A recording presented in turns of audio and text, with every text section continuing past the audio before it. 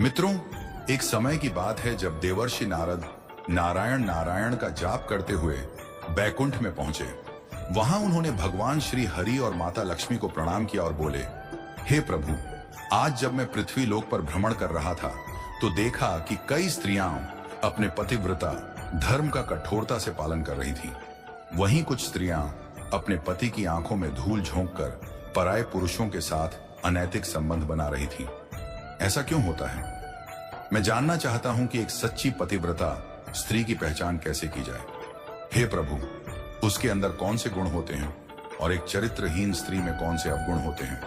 तब भगवान श्री हरि ने कहा, हे नारद, आपने समस्त मानव जाति के कल्याण हेतु महत्वपूर्ण प्रश्न किए हैं, किंतु एक स्त्री के मन को समझ पाना किसी के भी बस की बात नहीं है।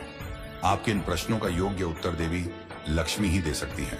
हे लक्ष्मी, मैं आपसे निवेदन करता हूं कि आप हमारे परम भक्त देवर्षि नारद की जिज्ञासा को शांत कीजिए और उनका मार्गदर्शन कीजिए।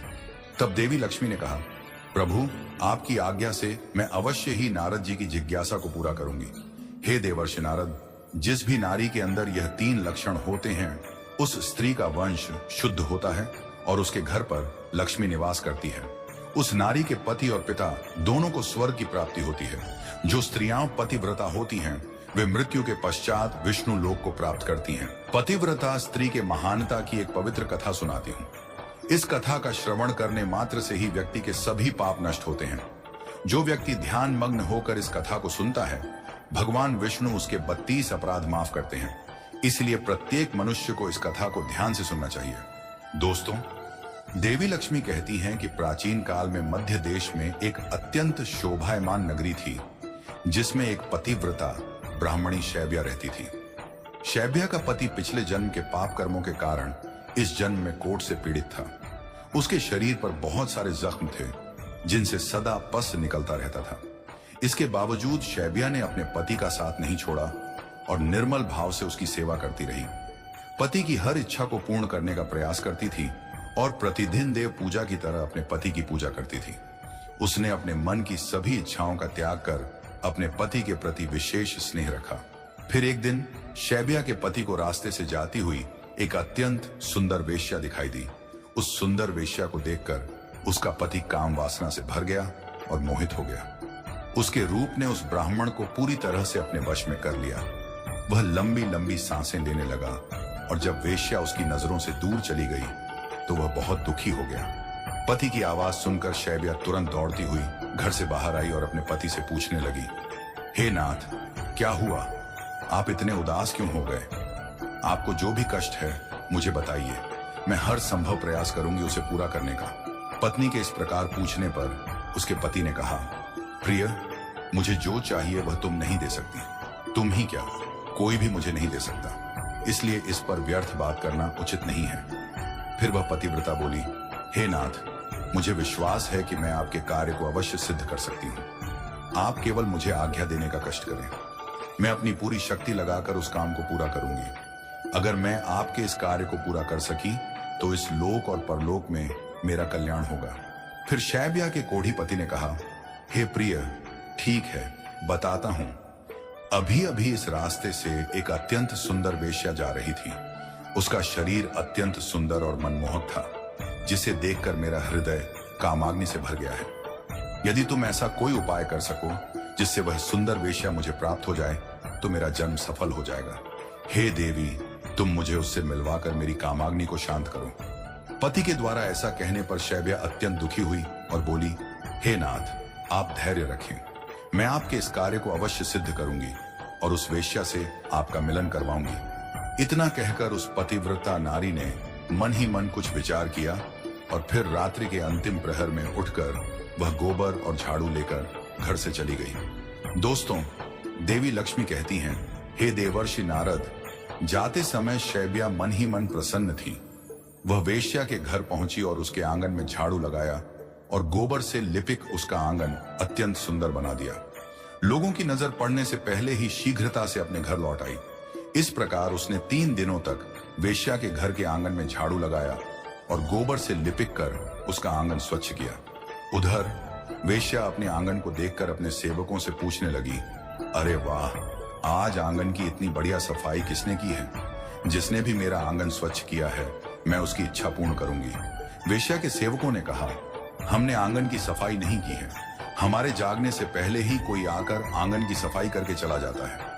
सेवकों की बात सुनकर वेश्या को बड़ा आश्चर्य हुआ और वह सोचने लगी कि आखिर कौन आकर उसके घर के आंगन को साफ कर रहा है।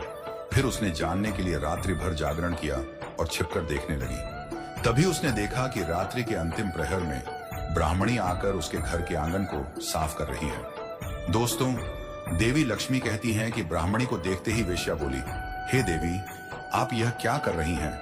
क्यों मुंह पापी स्त्री के घर का? सुनंदा के ऐसे सात्विक और मुझे क्षमा करें को देखकर आप यह काम मां लक्ष्मी भी उस पर मेहरबान कहकर वेश्या ने मां लक्ष्मी स्वयं जल कहा उसके घर में निवास करने लगी। आप क्यों मेरी जिससे सुनंदा के जीवन संपत्ति सुख समृद्धि का विनाश करने की चेष्टा कर रही हैं? भगवान मैंने कौन सा अपराध किया है? हे देवी सत्यभामा, आपको जो चाहिए लक्ष्मी वो मांगो। उन स्त्रियों पर बिना सोचे ही दृष्टि बनाए रखती हैं, किंतु जो पतिव्रता होती है शोभा नहीं और सत्य धर्म का पतिव्रता शैब्या ने कहा, सुनंदा के अंदर वे सभी मुझे धन की लालसा जो एक श्रेष्ठ पतिव्रता नारी तुमसे कुछ काम है, लेकिन अगर आगे मैं तुम्हें बताऊंगा तो मेरे मन की सुनंदा की भूल के मैं समझूंगी देवी लक्ष्मी तुमने मेरा सारा मनोरथ पूर्ण कर दिया।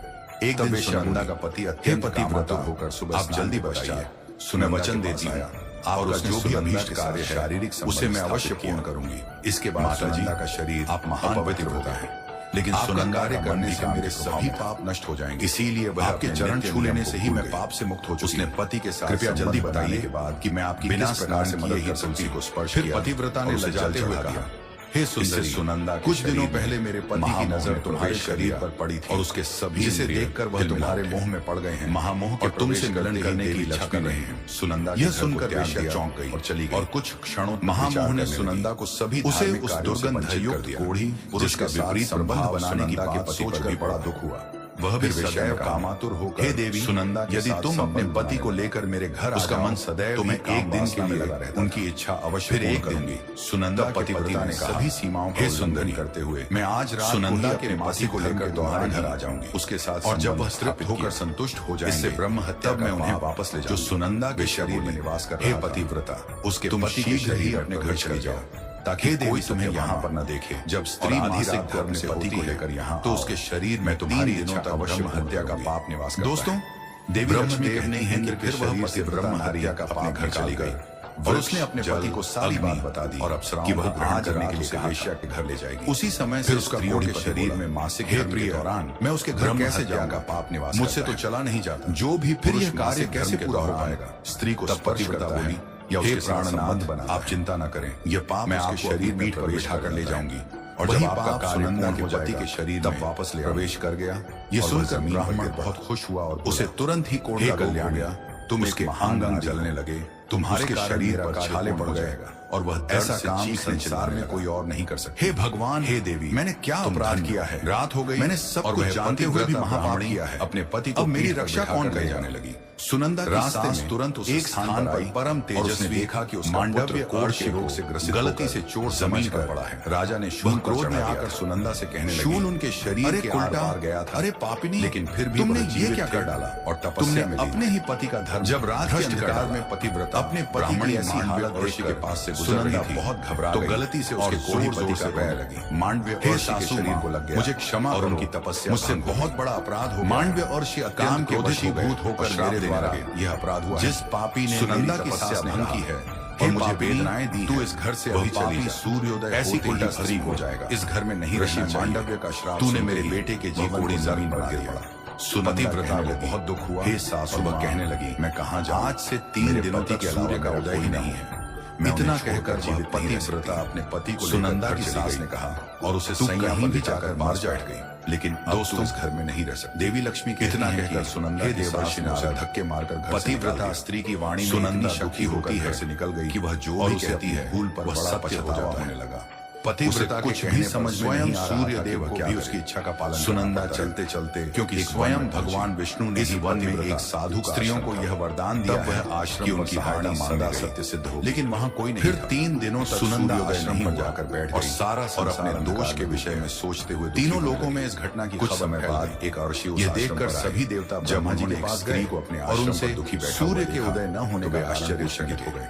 तब ब्रह्मा जी ने देवताओं को उस ब्राह्मणी कल्याणी, मांडव्य तुम अरशी कौन का हो? सारा वृत्तांत तुम सुना। किस कारण से यहाँ पर अकेली बैठी हो? देवी लक्ष्मी तुम्हारे कहती दुख हैं का कि क्या कारण है? फिर सभी तब देवता सुनंदा ने ब्रह्मा जी कहा, के साथ मुनिवर, दिव्य विमान में मेरा बैठकर नाम सुनंदा उस है। पतिव्रता मेरे नारी द्वारा के बड़ा घर के पाप पास हो गया पहुंचे। है। इस ब्रह्मा कारण जी से ने मैं अपने पतिव्रता परिवार नारी से से कहा, बिछड़कर इस माता, स्थान पर आई। तुम्हारे कहने से ऋषि ने सूर्य पूछा, का उदय रुक हे गया देवी, है। तुमने जिससे कौन सा संपूर्ण पाप किया है? सृष्टि खतरे में मुझे पड़ गई। विस्तार से बताओ, प्राणियों का ताकि जीवन मैं दुष्कर तुम्हारी हो कोई गया सहायता है। कर सकूं। कृपा करके अपने सुनंदा वचन ने कहा, वापस ले लो। हे मुनिवर, और सूर्य का उदय मेरे होने दो। द्वारा घोर पाप हो पतिव्रता गया है। शैब्या ने कहा, मासिक धर्म के हे दौरान भगवान, मैंने अपने पति के मेरे साथ पति संबंध ही बनाए। मेरे गुरु हैं। इसी कारण से और मेरे पति लिए संपूर्ण रोगों रोगों से से पीड़ित हो बढ़कर गए और दुख भोग रहे हैं। सूर्योदय होते ही राशि ने मेरे कहा, पति की मृत्यु हो बेटी तुम जाएगी। चिंता मत करो, क्योंकि तुम्हारे मांडव्य द्वारा मुनि जो ने पाप हुआ उन्हें है श्राप दिया उसका है। प्रायश्चित करो। मैंने क्रोध या मोह में आकर ऐसा नहीं किया है। मैं केवल अपने पति के प्राणों की रक्षा करना चाहती हूँ। ब्रह्मा जी ने कहा, माता, तुम्हारे पति की आयु पूरी हो चुकी है और उनकी मृत्यु से पृथ्वी का कल्याण होगा। तुम अपने पति के प्राण जाने दो, इससे तुम्हें बहुत पुण्य मिलेगा। लेकिन पतिव्रता ने कहा, हे देव, पति का त्याग करके मुझे किसी भी प्रकार का सुख प्राप्त नहीं होगा। मेरे पति मेरे लिए ईश्वर हैं और मैं उनका त्याग नहीं कर सकती। फिर ब्रह्मा जी ने कहा, हे कल्याणी, तुम्हारे पतिव्रता धर्म से मैं बहुत प्रसन्न हूं। तुम इस हठ को छोड़ दो और सूर्य का उदय होने दो, जिससे सारा संसार स्वस्थ हो जाएगा और हमारे आशीर्वाद से तुम्हारा कोढ़ी पति भी कामदेव के समान सुंदर हो जाएगा। दोस्तों, देवी लक्ष्मी कहती हैं कि ब्रह्मा जी के ऐसा कहने पर पतिव्रता ने थोड़ी देर विचार किया और फिर स्वीकृति दे दी। तब सूर्य का उदय हुआ।